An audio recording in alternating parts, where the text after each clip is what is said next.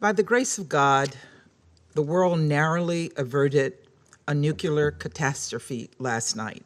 Russian forces in Ukraine seized Europe's biggest nuclear power plant on Friday in an assault that triggered alarm around the world, while fighting raged across Ukraine as troops besieged cities in the second week of an invasion launched by Russian President Vladimir Putin. Officials later said the power plant was in working order. The capital, Kiev, in the path of a Russian armored convoy that has been stalled on a road for days, came under renewed attack, with explosions audible from the city center. Look at the fallen trees. They fell, and the wave broke all the windows in the village council house. The glass shards injured some people, but luckily all who were inside are alive. Sadly, there were casualties among those who were in the cars. Putin's actions have drawn almost universal condemnation, and Western countries have imposed heavy sanctions in an effort to squeeze the Russian economy. But NATO allies on Friday rejected Ukraine's appeal for no-fly zones, with Secretary General Jens Stoltenberg saying that stepping in directly would lead to a broader, even more brutal European war. We are not part of this conflict, and we have a responsibility to ensure it does not escalate and spread beyond Ukraine, because that would be even more devastating and more dangerous.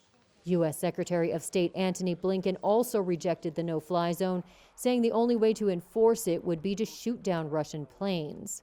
On the ground, a humanitarian disaster is unfolding. Thousands of people are believed to have been killed or wounded since the invasion started, with more than 1 million people seeking refuge in western Ukraine and in neighboring countries. Massive crowds waited for hours on Friday in the western city of Lviv, trying to board trains headed to Poland to escape Russian attacks. Many left loved ones at home who chose to stay and fight. Our neighbors, our friends, fathers of such small children like this are fighting. They took pictures and videos of those liberators, young Russian boys who kill our people and blow everything up.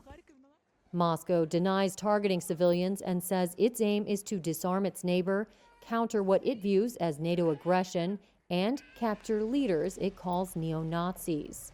Ukraine and its Western allies call that a baseless pretext for a war to conquer a country of 44 million people. We will go for the victory till the very end. We are strong. It is impossible to live under their occupation. It is simply impossible to live under the pressure like Russia. They are fine with that. They can live the way they do, but he must be chained in a bunker.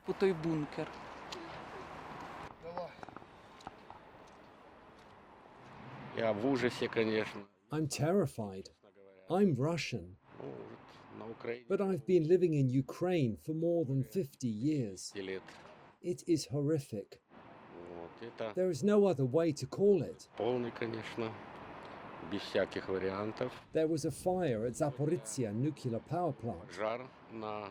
If they do anything like that again, there will be consequences for the whole of Europe.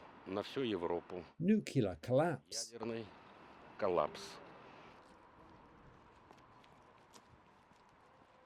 Russian military forces have seized Europe's largest nuclear power plant located in southeastern Ukraine.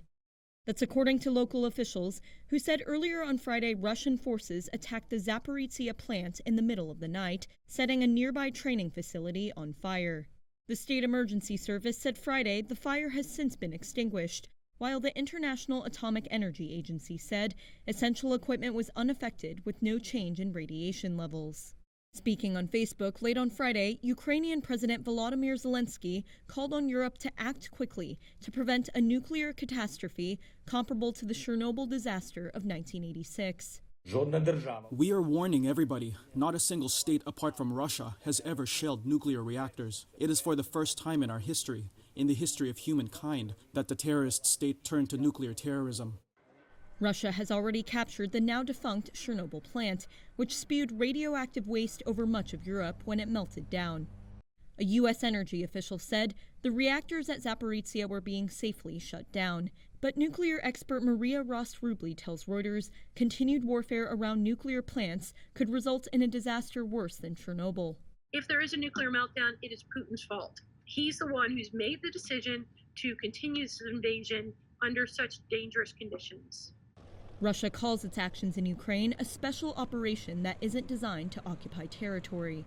Rather, it claims to be going after its neighbors' military capabilities, toppling their democratically elected government, and capturing what it regards as dangerous nationalists.